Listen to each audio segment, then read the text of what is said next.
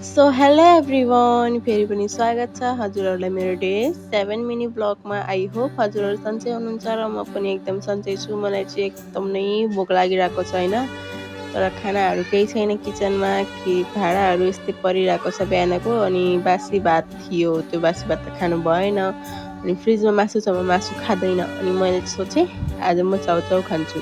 Mummy बाहिर हुनुहुन्छ, तर मम्मीले देख्नुभयो भने गाली गर्नुहुन्छ फेरि, त्यसैले चाहिँ म लुकाएर खान्छु।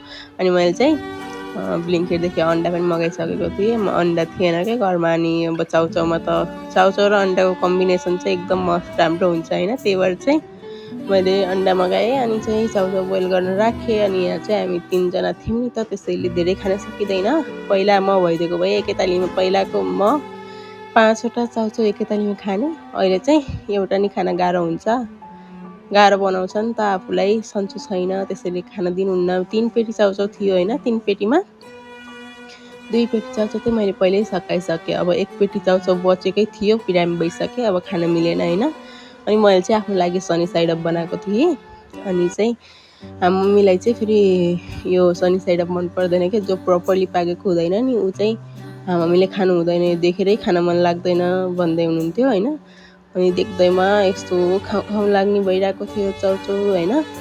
न त मेरै लागि भन्नुभएको हो नखाऊ भनेर, बिगार्नु त साँझ फेरि मलाई बिगारिहाल्छ। अनि त्यसैले चाहिँ हेर्नु न, देख्दैमा यति खाउँ लाग्दो छ, लागेको छ कि नै त।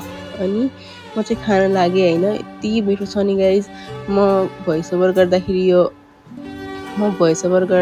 चाहिँ मेरो मुख यति रसाइरहेको थियो, हिजोको भिडियो हो नि त, म भोइस ओभर गर्दै थिएँ, यति मुख रसाइरहेको थियो नि गाइज। अनि चाहिँ मेरो क्यामेरा एङ्गल चाहिँ यो खाँदाखेरि चाहिँ यस्तो साइडमा राखेको छु कि मैले। अनि यस्तो साइडमा राखेर यो आँखा एउटा सानो एउटा ठुलो देखेको कि म त छ्या कस्तो नराम्रो देखेको है। अनि माइन्ड नगरिदिनु होला। अनि आजलाई मिनी ब्लग यति नै, फेरि भेटौँ न अर्को भिडियोमा। त्यतिसम्मको लागि बाइ बाइ। अनि मेरो च्यानलमा नयाँ हुनुहुन्छ भने लाइक, सेयर, सब्सक्राइब गर्न नबिर्सिनु होला।